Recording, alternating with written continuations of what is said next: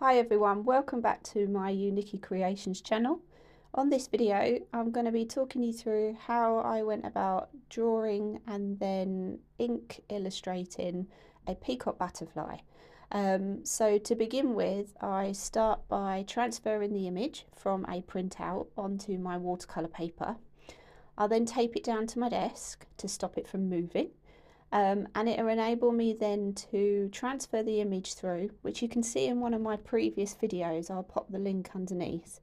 I use Staedtler fine liner pens. So once I've got the pencil illustration on the page, I then start to add in all the fine details freehand using the fine liners. Now, I've been using these Staedtler, they're actually called pigment liners. I'm using a 0.2 size pen nib on this one. I find that they're really good because they are waterproof, and also as well they're light fast.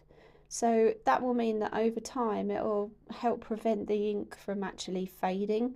There's nothing worse than spending hours and hours on a beautiful drawing, and then over time, with it being framed on the wall and sunlight, will start to slowly fade the image.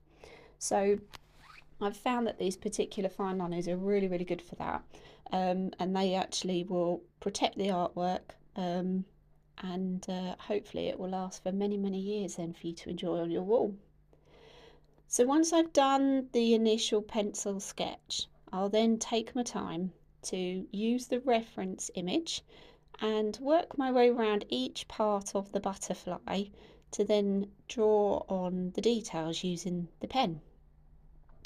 I pretty much find that when I'm doing tutorials and that with people, when they look at a whole overall image as one thing, they find it quite overwhelming.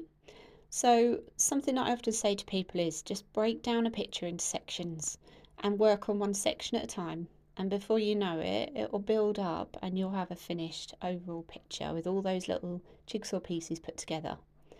So I began with the antennae in the top and put in those tiny details that I saw on the original reference picture.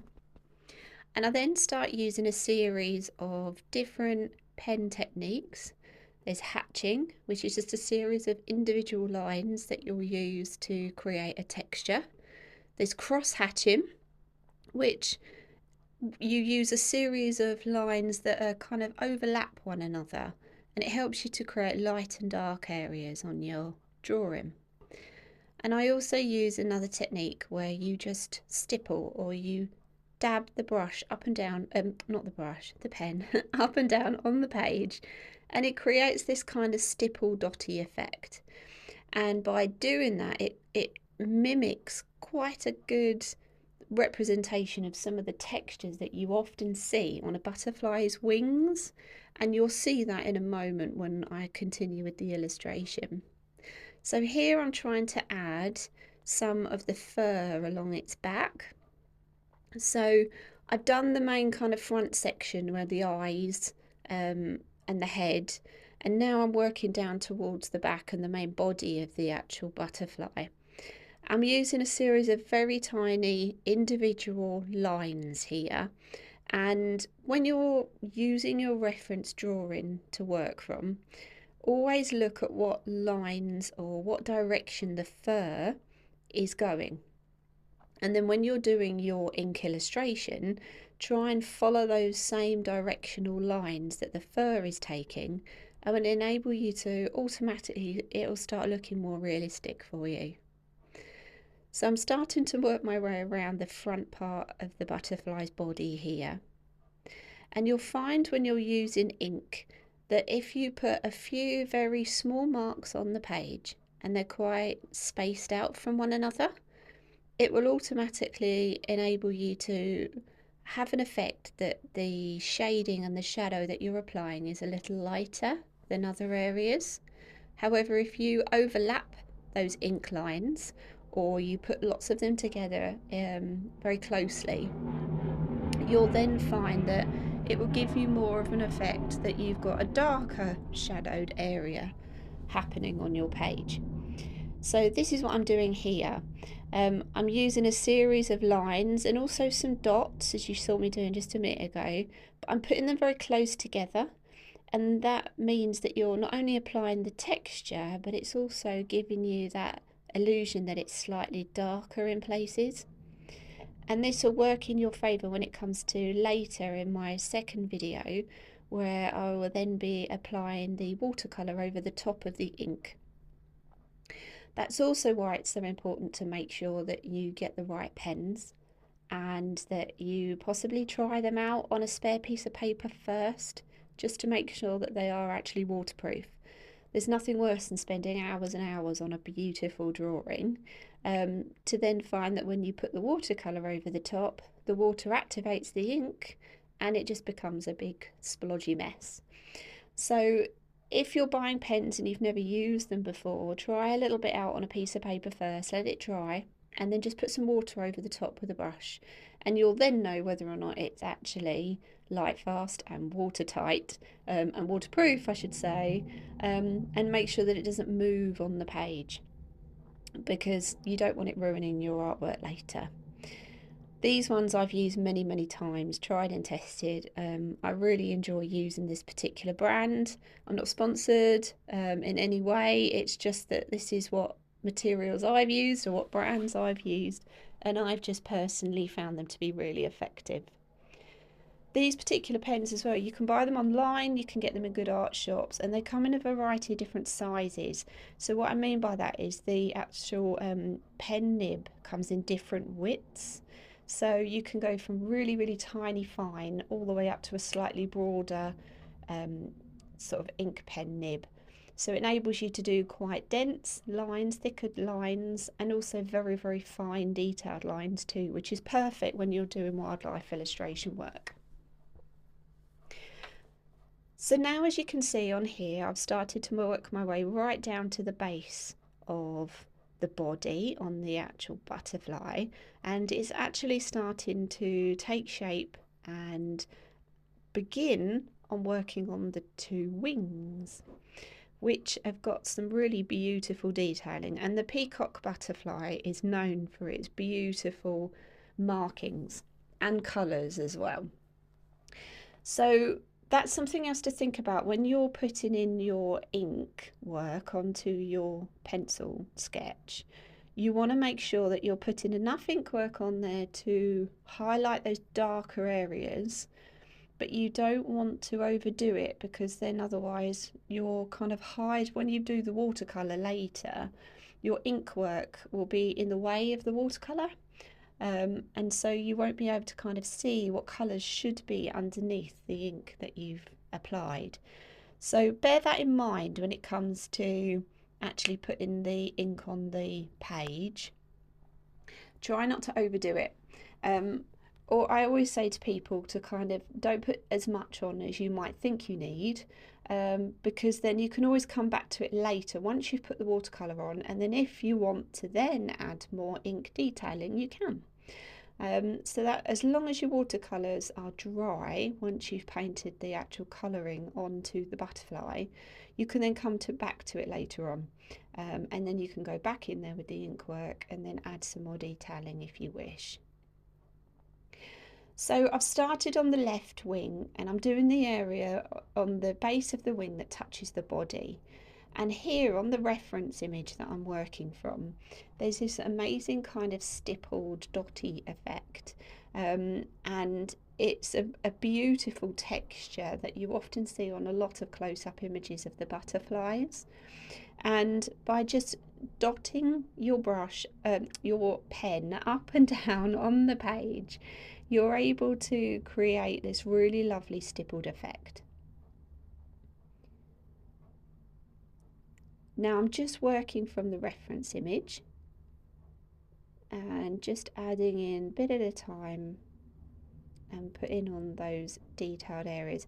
Now you can see, referring back to what I said earlier on when it comes to how far apart your ink marks are from one another, you can see towards the edge of the wing that touches the body how it looks a lot darker, it looks more shadowed. And as I come away from the body, what I'm doing is I'm spacing out those dots between one another a lot more. So it enables more of the white paper to come through, and it will automatically make the shadowing look lighter. Whereas the part that's nearer to the body, I'm actually putting the dots closer to one another, which will make the shadowing look darker. So I'm now going to work my way around this left wing, and I'm going to start by putting in some of the lines along the edges of the wing that are quite prominent, that you can see from the reference image. Now if you wanted to actually put this in freehand using a brush when you're putting on the watercolour later, you can, but I've decided to try and highlight quite a few of the key design areas or the key patterns that are on the actual butterfly's wing. So I'm just making that edge nice and dark, just so it picks out that wonderful detailing on that far edge. And it enables me to then try and create a similar texture, a similar pattern, because it's got quite a sort of ruffled edge to the wing. I'm trying to kind of represent that using the ink pens. So I'm coming round and down the bottom now.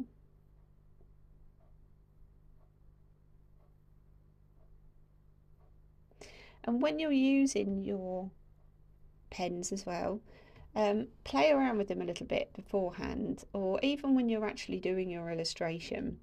It's quite good fun to also think about how much pressure you put on your pen.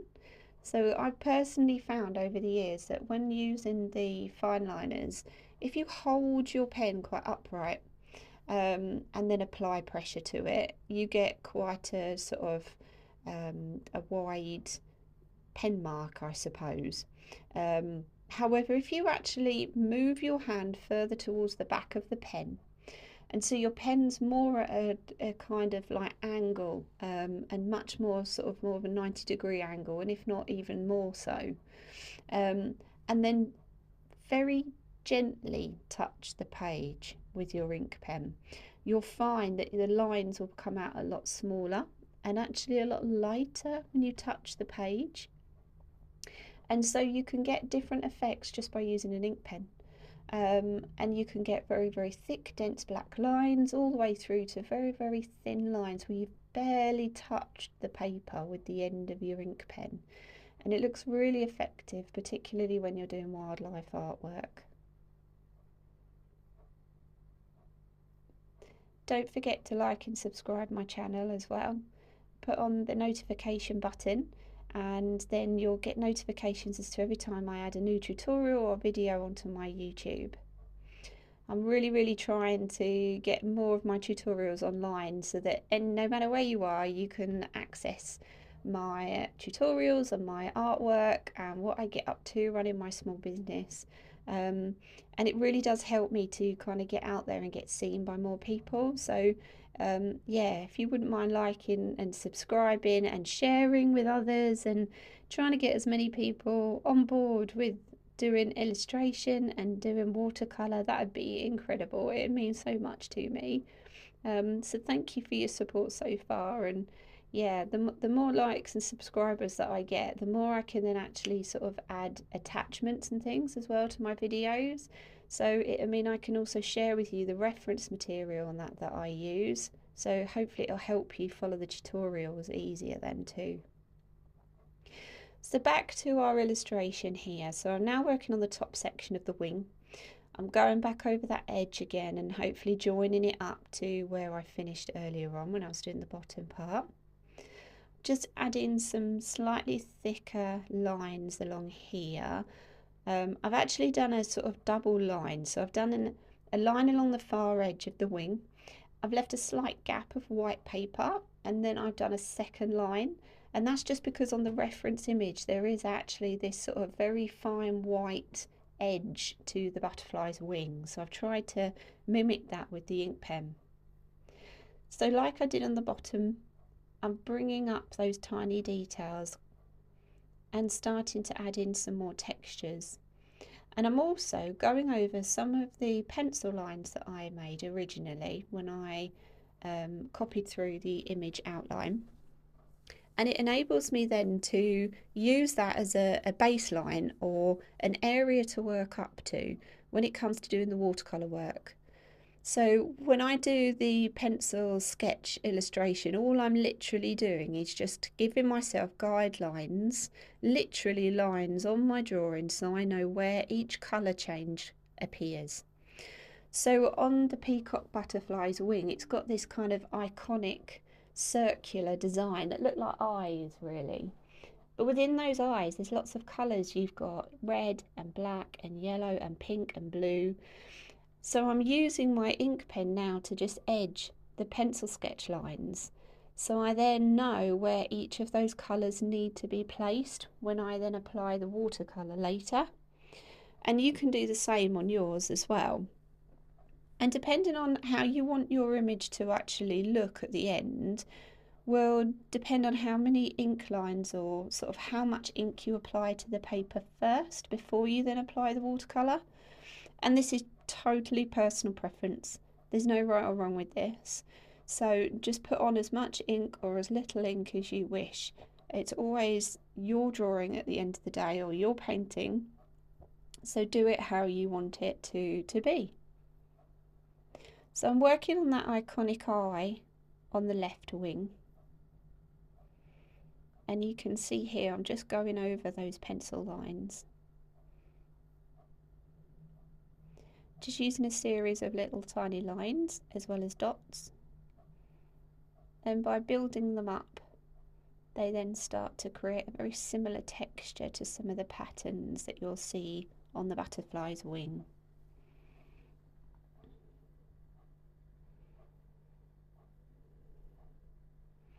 Just really mapping around each section on here. And then coming to the top of the wing. He has quite a big black section in his markings on here, so just making sure I put on there enough information for me to kind of follow later, really, when it comes to applying the colour.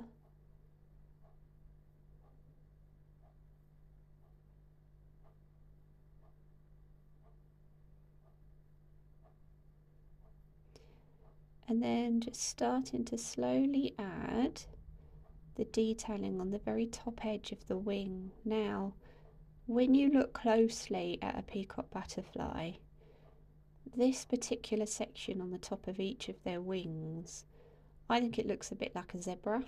It's got that kind of black and white striping to it. I think nature's incredible. Often butterflies, moths, they fly past us so quickly we don't get enough time to see them close enough to appreciate how beautiful they are. But when you do have the opportunity to look at them very close up, the markings and detailing they have on them is just spectacular. And this particular top edge on the peacock butterflies, it's literally like a black and white markings, like a zebra. So I've tried to recreate that using my ink pen along the very top edge. So I'm just adding in just a few little finishing touches, just a few dots here and there. It breaks up those bare areas that currently are just got a one line of it as an outside edge. And it also adds a little bit more texture to the wing. And again, like I said before, you can always come back to this later and then add more of that texture in if you need to. So you now want to go around the edge of the right hand wing. Now if I'm working a bit too quickly for you on any areas, please feel free to pause this as well. I find that's definitely a bonus of having the online tutorials, is the fact that you can pause it at any point and you can then do it at your own pace and then press play or rewind and come back to it again later if need be, and it enables you to then at your own pace be able to follow my tutorials. So I'm just doing the same on the right hand wing with this kind of zebra effect. And then I'm going to start bringing down onto the main part of the wing these other beautiful markings. and they're pretty much mirrored from the other side of the wing.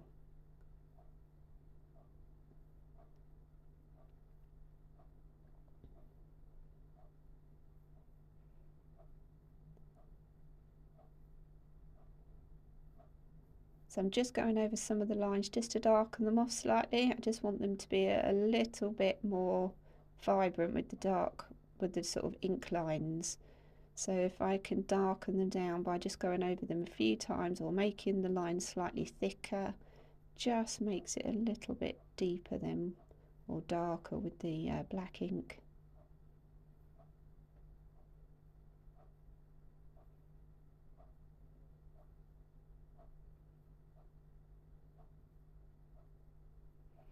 So I'm just going around each key area. This part here pretty much is just going over the pencil lines that I put in earlier. And I'm just now starting to add in that stippled, that dotty effect by just pressing my pen up and down on the page, just using the tip of the pen, and it starts to add that texture into the side of the wing that touches its body.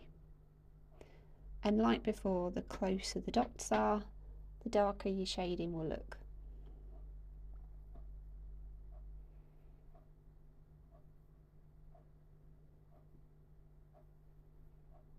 And I find as I work away from the actual side that touches the body, so as I work towards the right hand side, I'm trying to space those dots apart a little bit more so that it will look like the shadow slowly disappears into the body of the actual butterfly.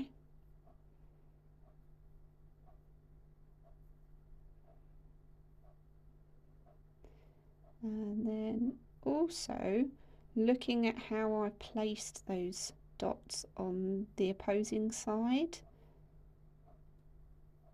and then hopefully it'll look quite even then between the two sides of the butterfly's wings.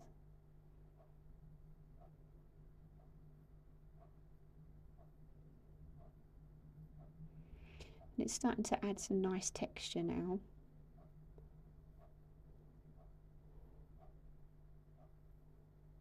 So I'm just coming down now onto the top section of its wing, bringing down those lines,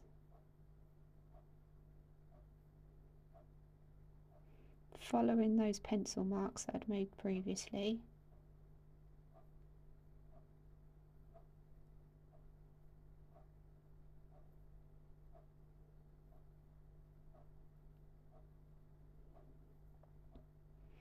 And just adding in that texture again, just to join the two sections together.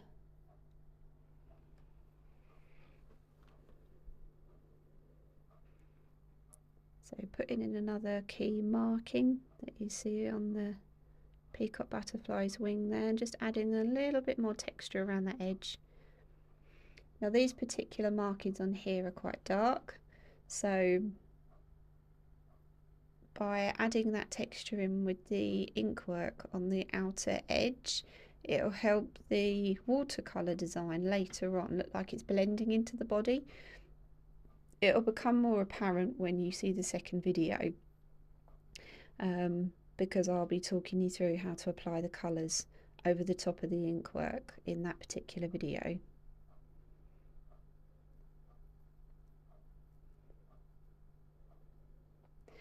So just add in some more of that stippling.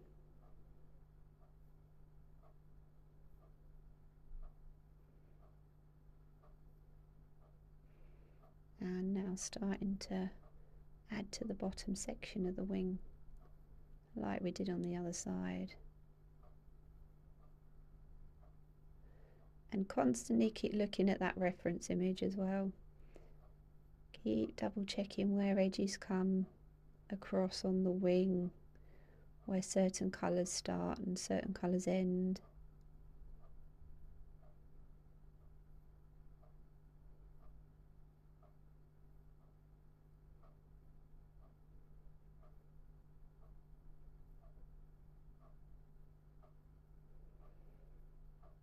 And now I'm starting to add some of that tiny little detailing along the bottom of the wing before I put in that outer edge. And again, it has quite a kind of broken, ruffly effect, so don't worry too much about making those lines along the edge of the peacock butterfly's wing too perfect. They are quite broken. They've got quite a lot of like texture to them. So when you're actually drawing that in, it's absolutely fine to kind of have that additional texture added with the ink pen.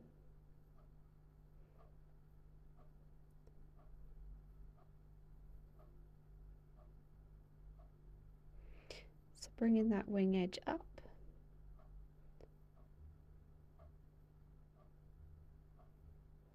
And putting in this other eye area on the actual wing, the patterns. And just doing a series of very tiny pen marks. So it kind of looks like a bit of an irregular join between the marks around that edge, because as we put the watercolour on top of it later, that will kind of complement the ink work that we've already done.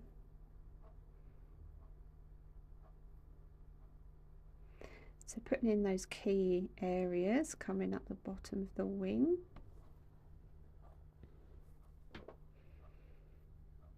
And doing that double edge again, so you do the edge line with your ink pen along the very far edge of the wing, leave a tiny gap of white paper, and then do a second edge along the paper, and you should then end up trapping that sort of whiteness of the paper in between the two pen marks. And it should hopefully then later on, when we put the watercolour to it, give you the illusion that we've got that white edge of the butterfly's wing running through. So I'm just putting on that other marking.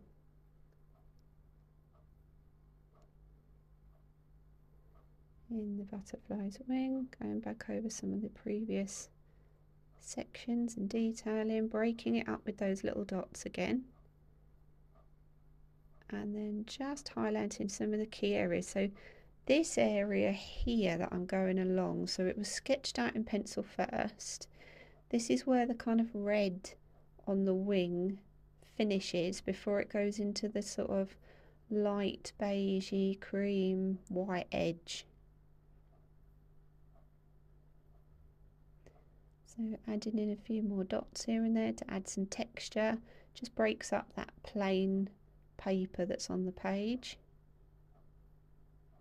And now just going over that edge.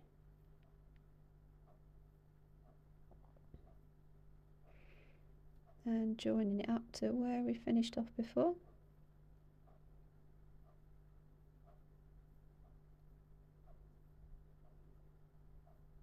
So if you're enjoying this, don't forget I've got other tutorials available on my YouTube channel.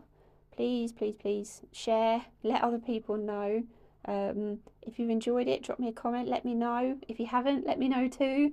I'm always wanting to come up with new ideas and share as much as I can about my sort of artistic journey and what I've learned over the years, really. A lot of what I do is self-taught.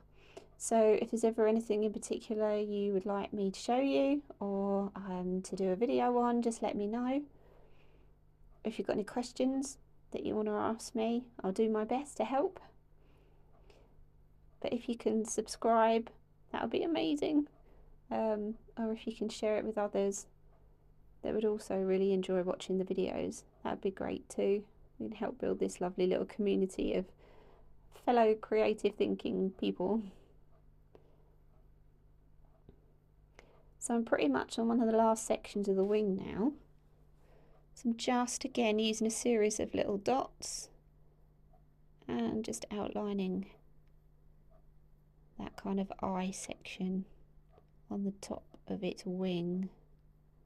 The patterns on this butterfly are amazing.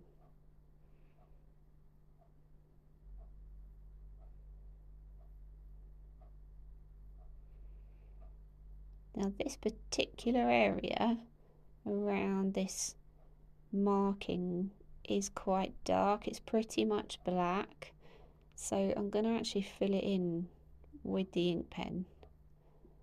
Now if it isn't dark enough when I start to apply the watercolour, I can always go over this area with some black watercolour just to really make it stand out. But it may well be enough just doing it with the ink pen.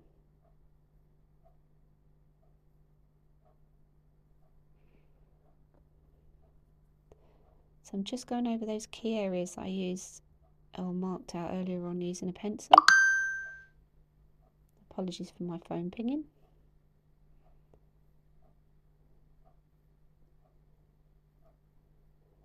So go around this top section here.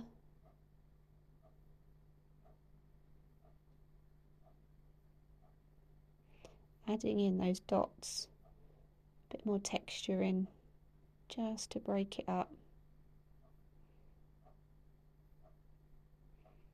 And it also enables me to then tell what part of the design needs to be a different colour.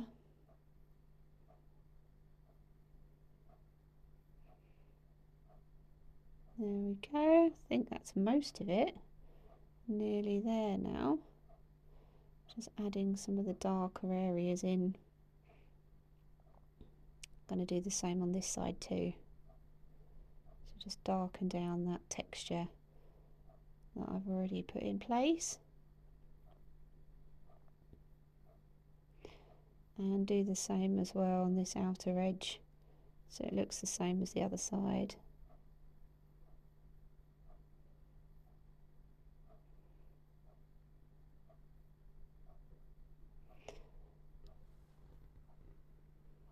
I'm just using a series of little tiny lines just to bridge the gap between the two outer edges, and it does then start to give you that effect that you've got a darker shaded area. So I think that's pretty much it. We're now ready to start adding the watercolour, which, as I said, will be a second tutorial coming up soon. So yeah, I hope you can join me for the next one. Enjoy, have fun.